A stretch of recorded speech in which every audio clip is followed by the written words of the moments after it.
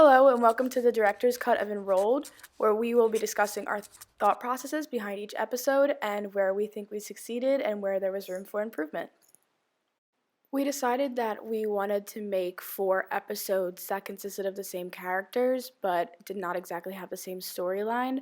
The one common theme we wanted was just for it to be very comedic and kind of understandable to other college students, which is why it's kind of chalkboard school themed throughout the title and the storylines. I think episode one turned out really well. The only thing that I think we could have improved with is I guess the variation of the shots that we used. And we wanted to use a lot of humor. I think we were all lucky in our group to have this same sense of humor. So the episodes kind of always made us laugh, which I think is really important.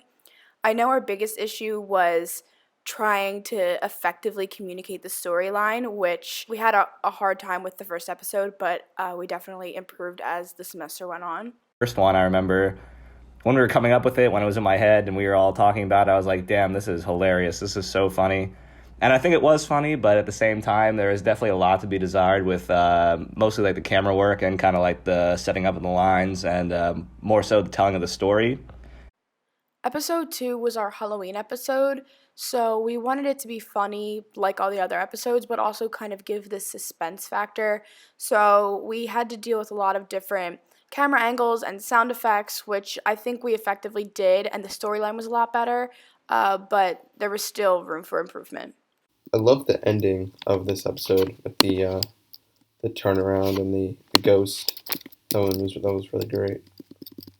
Yeah, definitely improvement on the first episode. Like different locations, different rooms. Episode three is probably my favorite. I think episode 3 is our best executed episode. The storyline makes a lot of sense, and we have diverse shots, and it's just funny overall.